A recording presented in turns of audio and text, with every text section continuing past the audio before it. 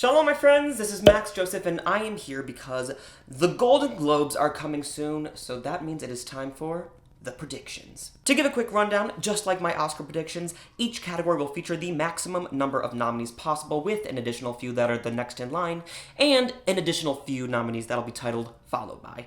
And I won't always get into detail about every single pick because then the video would be 9 hours long, so I'll always talk about my pick to win and then some other highlights on the list. But before I go into my predictions, please make sure you like this video and subscribe to my channel, and ding that little bell to get notified whenever I post new videos.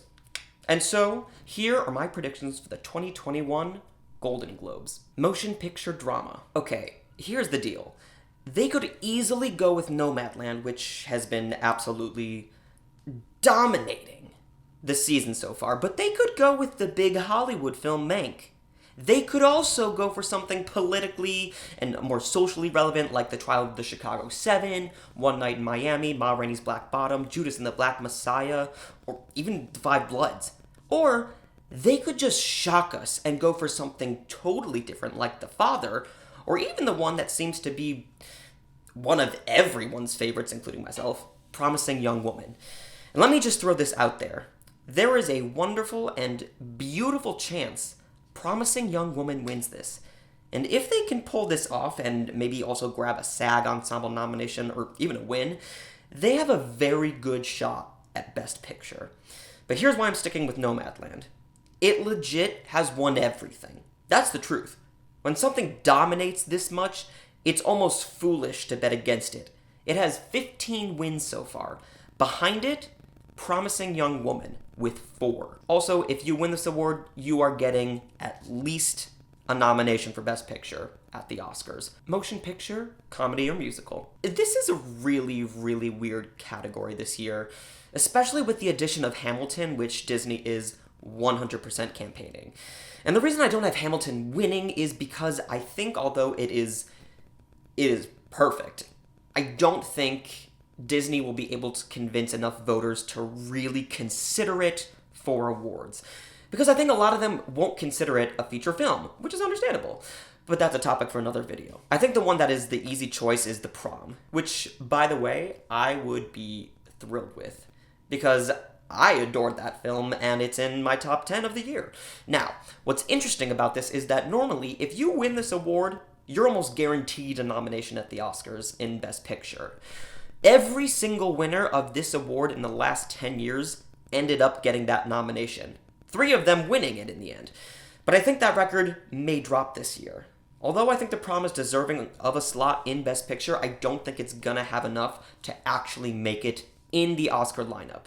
It'll be really interesting to see who makes this 5. And if it actually ends up translating into an Oscar. Lead actress in a drama. Y'all, the Globes are pretty spot on with the acting awards. If you combine actress in a drama and musical or comedy, they've correctly predicted the winner of the Oscars for actress in a leading role every single time since 2010. And just like I've said in my Oscar predictions, this is my favorite acting category. It is stacked. And there isn't necessarily a frontrunner yet. Frances McDormand has a narrow lead on Mulligan, but this race is far from over. We could see a surprise like we did in 2017, when Isabelle Huppert won this award, rightfully so, by the way. That being said, if you were to place a bet on whether or not this will translate into an Oscar, it would be wise to go for it. Only 6 times in the last 21 years has a win here not also earned this performer the Oscar. Also, McDormand has won this award once, been nominated another 5 times. Seeing her take this wouldn't be surprising at all. Carey Mulligan was nominated a decade ago for An Education. Viola Davis has 1 win and 2 other nominations for film, at least. She also has 2 more in television. Zendaya and Vanessa Kirby don't have a nomination yet, but that's going to be amended very quickly. Lead actor in a drama. This is between Chadwick Boseman, Anthony Hopkins, and I think Delroy Lindo, thank goodness. Although Hopkins is a bit behind in the count, I still think that voters are gonna go for him. All 3 of them gave all-time performances. Both Boseman and Lindo gave the performances of their careers, and I believe Anthony Hopkins gave his best performance since Silence of the Lambs. And since 2010, only twice has the winner of lead actor in a drama not gone on to win actor in a leading role at the Oscars. But here's something interesting. Anthony Hopkins has never won a Golden Globe. Well, okay, well, that's not completely true. He does have the DeMille Award, but I guess he hasn't won for like a specific film. You know what I mean. So what I'm saying is, don't be too surprised to see Anthony Hopkins win here. And then you have Boseman go on to win the Oscar. But honestly, I'll be thrilled with any of my top 4 winning this. It would be well earned for all of them. And like I said, Hopkins has never won this award, but has been nominated 6 times in films, once for miniseries or motion picture made for television. Chadwick Boseman and Delroy Lindo have never been nominated for a Globe. Riz Ahmed has 1 nomination for television, and Gary Oldman actually only has 1 nomination and win. And that was a few years ago for Darkest Hour, which of course won him an Oscar as well. Lead actress in a comedy or musical. This is another really interesting category because Maria Bakalova is absolutely crushing this award season. She has 10 wins as of January 23rd. And what I'm just a bit nervous about is that I have a hard time believing that the HFPA will really, really be into her. But then I think about Sacha Baron Cohen, who won this award for actor in a comedy musical, so I'm kind of all in on Maria here. But what's interesting is that Maria is running lead for the Globes, but supporting for the Oscars. And when someone wins this award, they usually get the nomination in lead. In over 20 years, only 3 times has a win in this category not translated into an Oscar nomination. But also, Meryl Streep. She has 23 nominations, which makes her the single most nominated performer in the history of the Golden Globes. And she has 9 wins, including the DeMille Award. So what that means, never count out one of the greatest actors of all time. Also, she's perfect in the prom. Lead actor in a comedy or musical. I think that it would be incredible if Sacha Baron Cohen won this award twice. The first time he won it was for the first Borat. And I think unless the HFPA are 100% on board with Hamilton, Sacha may have this in the bag. Which also obviously would give him a nice boost to make the Oscar lineup, but I think it may be a bit too strong this year. Also, this category is hard to say anyone has the advantage because nobody here has earned a notable critic or festival award yet, but Amazon has really been campaigning for Borat, so I think that it's probably the best option for now. If, for some reason, Hamilton becomes a thing, Leslie Odom Jr. will win, because his performance is a masterpiece. If I think about it, Sacha has the best comedy performance of the year, and Leslie has the best musical performance of the year. It's almost like they should, I don't know, make these 2 different categories, because a comedy is very different from a musical. Anyway, if Leslie does get a nomination, he is most likely going to end up with 2 more nominations, but I'll get to that in just a moment. Supporting actress in a motion picture. Usually I'd say that whoever wins this is winning the Oscar, but I don't think that is necessarily true, and that is because, like I mentioned, we have Maria running lead, and she can obviously be argued as the frontrunner in supporting for the Oscars. So she won't be against this competition.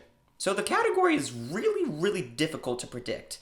I put up a poll the other day on the community tab asking what the hardest acting category is, and my vote goes here. But I think that Ellen Burstyn feels like a big, warm, happy hug kind of win, but don't be surprised to see someone else take it. And I know it's not likely, but I can't shake this weird feeling that Glenn Close still has a shot here. I know she isn't the frontrunner, but she's won 3 Globes, 2 of them being for television, and has been nominated another 11 times. Don't count her out, my friends. This could happen for her. Supporting actor in a motion picture. This category is probably my second favorite acting category. First, this is one of the most talented group of actors I've seen in a very long time. Second, look at that diversity. There would be 3 people of color nominated for this award. In Globe's history, there have only been 17 nominations for Black people. Can you imagine if that number went up to 20 in the span of 1 year? It would also be the first time that 3 Black people were nominated in this category together. Also, if our winner happens to be Daniel Kaluuya, Leslie Odom Jr., or Kingsley Ben-Adir, it would make them only the 5th Black person to win this award. And they would join some pretty incredible company, that being Louis Gossett Jr., Denzel Washington, Eddie Murphy and Mahershala Ali. Now, unlike supporting actress, I think that it is more than likely that our winner here is the frontrunner for the Oscar, especially because there have only been 2 occasions since 2010 where actor in a supporting role didn't end up winning the Oscar. Director in a motion picture. And just like picture, it is pretty much ridiculous to vote against Chloe Zhao. She is just tearing this season apart. She has 22 wins this season. The second most is Spike Lee with 2. No disrespect to Spike Lee. But with numbers like that, it is pretty foolish to put your money on anybody else. But a director win here doesn't always translate into an Oscar. Just ask Sam Mendes from last year. But he didn't have the numbers that Chloe Zhao does. So until proven otherwise, this is going to Nomadland. This is going to Chloe Zhao. Screenplay for a motion picture. Now this one is interesting because the Globes don't separate screenplay. So both original and adapted will be fighting for this award. And I'm still going to stick with my Oscar winner, The Trial of the Chicago 7. Aaron Sorkin won this award twice already. The first was for the absolute masterpiece that was The Social Network. The second was for Steve Jobs, and I think he's gonna win it again. He is, and I will say it for forever, one of the greatest writers of all time. And with how politically and socially relevant the film is, I think he is the one to beat. But Chloe Zhao, if she manages to win this, she's gonna win director and picture. Animated feature. I just can't bet against Pixar. But if an awards show were to give it to something else, it would be the Globes. The last 2 years, they've had Pixar as options, but have gone with something else. Last year was shocking because they gave it to Missing Link instead of the eventual Oscar winner, Toy Story 4. The year before that, Incredibles 2 lost to one of the greatest animated films ever, Spider-Man Into the Spider-Verse. Love both of them, but Spider-Verse it's on another planet. Before that, Pixar dominated. They had Coco, Inside Out, Brave, Toy Story 3, Up, WALL-E, Ratatouille, and Cars. All of them won. And unlike the Oscars, with the Globes, Pixar has never lost when they have an original film. Ever. So although I can kind of see Wolf Walkers taking it, I can't bet against the juggernaut. That is Pixar. Foreign language film. Like last year, I think there is a very, very, very clear frontrunner that I don't see losing. It's a frontrunner in picture at the Oscars, and for some ridiculous reason isn't eligible for Best Motion Picture at the Globes, and that is Minari. But different from last year, Minari isn't an international film, so it obviously won't be submitted as international, which means the winner here isn't necessarily the frontrunner. Unless, of course, Minari loses to something that is actually eligible, like another round. And I'm not saying The Life Ahead because Italy didn't submit it for the Oscars for some reason, so even if it won here, it won't win at the Oscars. All of this to say, Minari is going to win this, and it should be eligible for Best Motion Picture. Sincerely, Max. Original score. This is just Trent Reznor and Atticus Ross's world, and we are just living in it. They have both Soul and Mank, which is insane. But between the two, Soul should win this award. It should sweep this award at every single ceremony because it is unreal. It's perfect. But it's not just the two of them that deserve the credit, because they were joined by the genius that is Jon Batiste. And they just crushed it. And I will be livid if it doesn't win. Also, it would be pretty shocking as of now because it's won 13 awards. Then next up is Tenet with 3 wins. That is domination. So it's the clear frontrunner, and it should be. Original song. Here comes Leslie Odom Jr.'s 3rd Golden Globe nomination. And my friends, there is a world where he wins 3 Globes. It would be a pretty hard road, but it's possible. But I do think he is the frontrunner in this race. It has the most wins this season, and not that that means everything, but I've been saying it since I saw the film. Speak Now should win this award. It has the most to say, and Leslie just sounds ridiculous. And I'll say, I don't normally love songs that happen at the end of a film being considered for Oscars.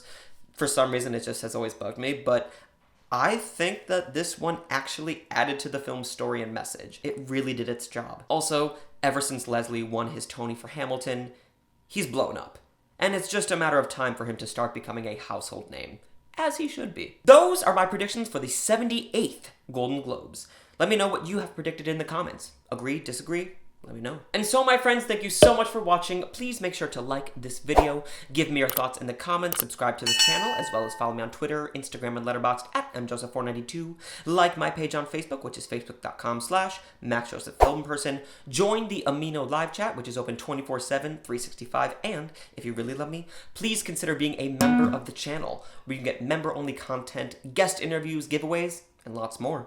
You can even give me a film to review, a 10th of the month top 10 category, a ranking, or a song to sing. And that video will be dedicated to you. Shalom, my friends.